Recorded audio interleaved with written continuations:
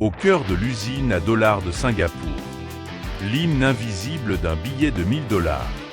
Silence. Avant le bruit des machines, avant la circulation de l'argent, avant même l'idée de richesse. Il y a le calme. À Singapour, la monnaie ne naît pas dans le tumulte. Elle naît dans l'ordre, dans la précision, dans une discipline presque cérémonielle. Le billet de $1000 singapourien n'est pas un objet du quotidien. Il est rare, Discreet. presque invisible dans la vie de tous les jours. Et pourtant, il est l'un des piliers silencieux de la stabilité financière de l'Asie du Sud-Est. Aujourd'hui, nous entrons là où presque personne ne regarde. Là où l'argent est encore une idée, avant de devenir une certitude. 1. Singapour, la confiance comme fondation. Singapour est une île. Petite, sans ressources naturelles majeures, sans arrière-pays. Ce qu'elle possède, en revanche, est infiniment plus précieux. La confiance. Confiance des marchés. Confiance des investisseurs. Confiance de sa propre population. Dans un tel système, la monnaie n'est pas qu'un outil économique. Elle est un symbole de crédibilité. Chaque billet est une promesse silencieuse, celle que l'État tiendra sa parole. Cette responsabilité repose sur une institution centrale, l'autorité monétaire de Singapour. Ici, chaque décision monétaire est mesurée, pesée, simulée. Rien n'est laissé au hasard. Pas même la texture d'un billet entre deux doigts. Avant l'encre, la naissance d'une idée. Bien avant que la première goutte d'encre ne touche le papier. Le billet existe déjà. Il existe dans l'esprit des concepteurs. Dans des salles de réunion sobres, sans fenêtres spectaculaires. Designers, historiens, ingénieurs et experts en sécurité se retrouvent. Une question domine toutes les autres. Que doit raconter ce billet? Il doit parler de stabilité, De continuité. de sérieux. Les couleurs sont choisies pour durer dans le temps. Les motifs pour résister à la mode. Les symboles pour survivre aux générations. Mais derrière l'esthétique se cache une autre narration, plus secrète. Celle de la sécurité. Chaque ligne fine est une barrière. Chaque motif répété est un piège pour le faussaire. La beauté devient une arme silencieuse. Le papier, une matière qui ne ment pas. Le papier d'un billet n'est jamais un papier ordinaire. Il est dense, Resistant. reconnaissable immédiatement au toucher. À Singapour, ce support est pensé pour survivre au temps, à l'humidité, à la chaleur, aux milliers de mains qui le manipuleront. Avant même l'impression, certains éléments de sécurité sont déjà là, intégrés dans la matière elle-même. À ce stade, le billet est encore vierge, mais il est déjà protégé. C'est ici que la confiance commence à prendre forme physique. L'impression, le temps ralentit. Lorsque l'impression débute, le rythme change. Les machines ne vont pas vite, elles vont juste. Chaque passage ajoute une couche, puis une autre, puis encore une. Les fonds apparaissent en premier, comme une toile complexe impossible à copier. Puis les figures principales émergent lentement. Parfaitement alignés. Implacablement netties. Les impressions en relief viennent ensuite. Elles ne se voient pas toujours, mais elles se sentent. Un billet doit parler aux yeux et aux doigts. Enfin, le numéro de série est apposé. Unique. Irreversible. À partir de cet instant, ce billet ne pourra jamais être confondu avec un autre. L'épreuve de la vérité. Mais ici, rien n'est jamais acquis. Chaque billet est inspecté. Analyze. Scrut. Des machines détectent des écarts invisibles à l'œil humain. Des opérateurs confirment, vérifient, éliminent. La règle est simple. Zero tolerance. Un billet imparfait ne circule pas. Il est détruit. Sans exception. Ce n'est pas une perte. C'est une garantie. Derrière les coffres, l'attente. Les billets validés sont ensuite stockés. Pas exposés, pas admirés, simplement conservés, dans des lieux sécurisés, hors du temps. Ils attendent. Ils n'ont pas encore de valeur réelle. Pas tant qu'ils ne sont pas en circulation. Ce n'est qu'au moment précis où ils quittent ces murs qu'ils deviennent de l'argent. La vie d'un billet. Un billet de 1000 $ peut passer des années sans être utilisé. Il peut dormir dans un coffre, traverser des institutions, ou être échangé sans un mot. Il vieillit lentement. Et quand il devient trop usé, il est retiré. Replace. Detroit. Sans cérémonie, car la monnaie, à Singapour, n'est pas sentimentale. L'hymne caché, dans la main d'un citoyen. Ce billet ne raconte pas son histoire, mais il la contient.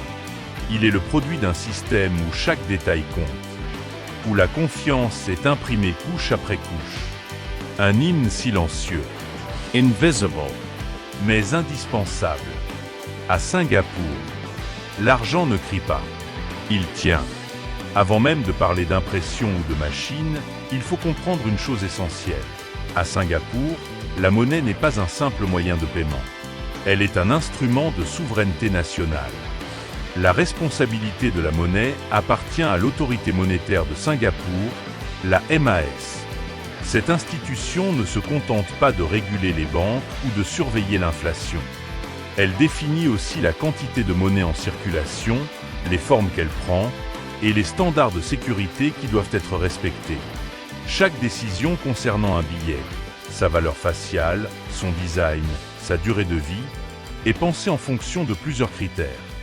La stabilité économique, la confiance internationale, les usages réels de la population et la lutte contre la fraude.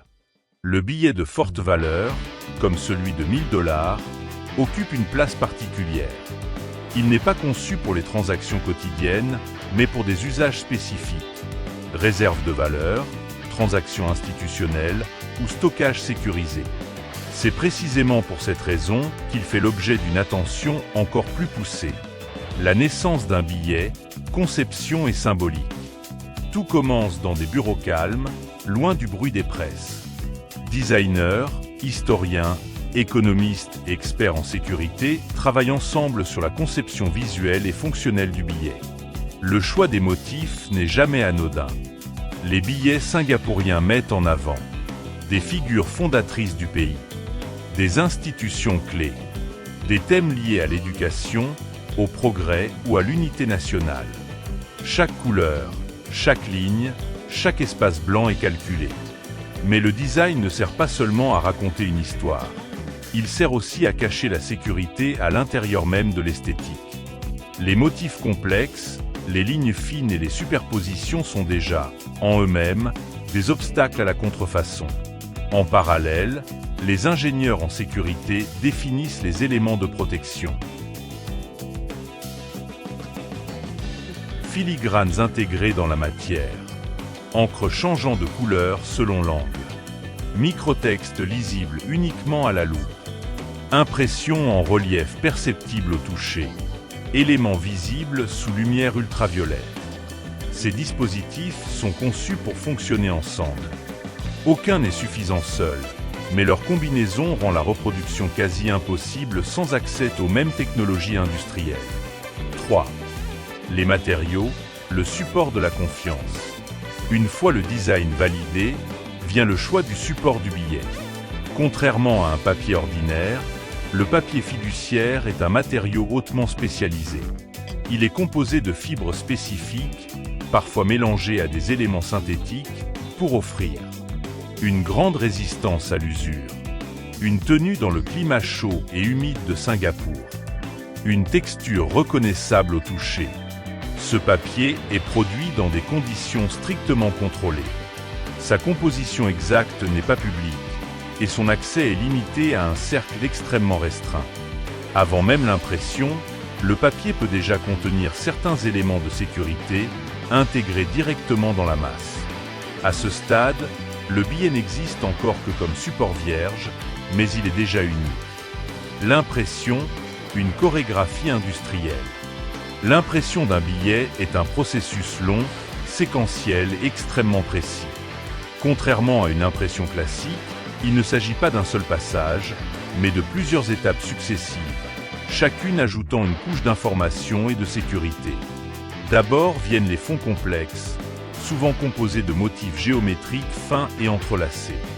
Ces fonds sont difficiles à reproduire avec des imprimantes commerciales et servent de première barrière contre la copie.